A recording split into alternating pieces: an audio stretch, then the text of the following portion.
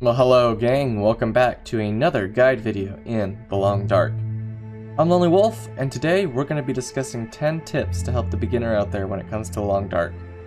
Many of these tips might also help a veteran out there, so without further ado, let's get right into it. Tip number 1. As you start your journey in the Long Dark, there is a lot to get up to speed on, and many mechanics that interact and layer with each other. It can all be quite overwhelming at first, but there are a few things that you should understand from the very beginning. The first thing you need to come to grips with is your needs and your condition bar. Your needs are represented by 4 icons with a circular draining bar. These represent your temperature, food, thirst, and fatigue levels. Let any of these hit red and you'll start to lose condition. Think of condition as your health. When it runs out, you die. Of the aforementioned needs, being cold will kill you the fastest, by about 20% condition per hour of being in the red zone. Therefore, it's a very good idea to stay as warm as possible. This isn't always easy or possible, but just keep in mind that cold kills you the fastest. It can be okay to abuse being hungry or thirsty or even fatigued for a bit, but you really don't want to abuse being cold unless you absolutely have to. Tip number 2. Always look under beds, in nooks and crannies, and around different objects to find goods that can be hidden. Oftentimes, a candy bar or matches or another important good can be found just out of sight if you're willing to take the time to look. Tip number 3. Besides cold, hostile wildlife is the greatest killer in the Long Dark. Learning how to avoid them and to prevent a hostile encounter from occurring in the first place is often the best policy. If you're playing anything above Pilgrim, I'm sure you've probably died to a wolf at least once. I've got a card in the upper right to discuss avoiding wolves in detail, but I'll give you a much quicker rundown here. First, always carry some stones with you. As long as you remain undetected by the wolf, you can throw stones to different places and the wolves will go to investigate. This means you can direct them away from you while you crouch and sneak through an area. Just don't do it if you're smelly, or if you don't have enough stones to keep doing it until you can get through the area. Secondly, always try to take the high ground or avoid areas you know are patrolled by wolves. By ensuring you have good sightlines in the direction you are heading, you can detect wolves before they detect you and avoid a nasty confrontation in the first place. Tip number 4. There's a lot of items many players consider to be essential when traveling anywhere in the Long Dark. While many of these items are subjective and depend on your playstyle, there certainly is one item that you should take everywhere, and that's a bedroll. In the Long Dark, you can only sleep in beds, either in shelters or in caves that have them. If you want to sleep elsewhere, like in a car or in a cave that doesn't have a bedroll or a derelict shelter, you'll need a bedroll.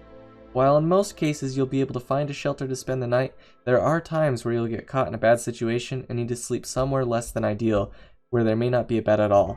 In these cases, having a bedroll with you can save your life, especially if you're fatigued. Tip 5. Hit up for your daily adventure and leave behind any unnecessary goods. Going hunting? You don't need all your research books, quality tools, and 10 flares. Strip down to a minimal kit to maximize carrying space and allow you the freedom to carry what you collect and have plenty of room left over. Think about whatever your goal is you're trying to achieve for the day and remove unnecessary items from your inventory before heading out. Tip number 6. On the note of carrying capacity, there are 2 things you can do to grant yourself additional space. First, acquire a moose hide satchel. It will add 11 pounds, or about 5 kilos, to your carry capacity. If you're playing below the difficulty of Interloper, it can be found already made in Hushed River Valley. Otherwise, you'll have to kill a moose and cure its hide to get it. Secondly, acquire the well-fed bonus. Just like the satchel, it adds 11 pounds to your carry capacity, but instead of requiring a specific item that takes up an accessory slot in your clothing screen, you just need to keep your hunger need from reaching red or empty across 72 consecutive hours. If you get both of these bonuses, your carry capacity jumps from 66 pounds to 88 pounds. This makes traveling or wearing heavy clothing a much less daunting task when it comes to sorting out your inventory. Tip number 7. Learn to trap rabbits. If your playstyle leans towards having one central base in a region and all your activities are integral to that, consider crafting snares and setting up a trap line. While rabbits likely aren't enough to keep you full for long or sustain you continually, they can supplement your other food sources and buy you some breathing room in case of adverse conditions. Because you can just set a snare and forget it, it doesn't require any additional work on your part to get a kill, unlike hunting or fishing. This makes it a passive collection method for the most part.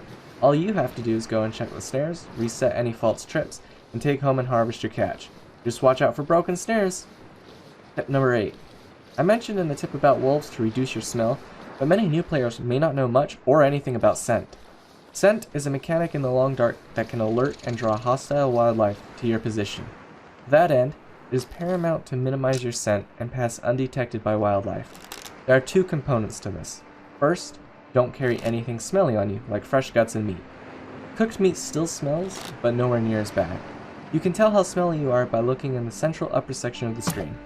3 scent bars means you've got a lot of raw goods on you. While you're harvesting a kill or carting it back to base, having some scent, or even a lot of scent, can be somewhat unavoidable. But in every other circumstance, it's best to minimize it as much as possible. Second, the long dark simulates being upwind and downwind. Therefore, it's best to take stock of which way the wind is blowing, and if it's going to blow your scent towards a pack of wolves, consider taking another route or otherwise reducing your chances of being scented and chased.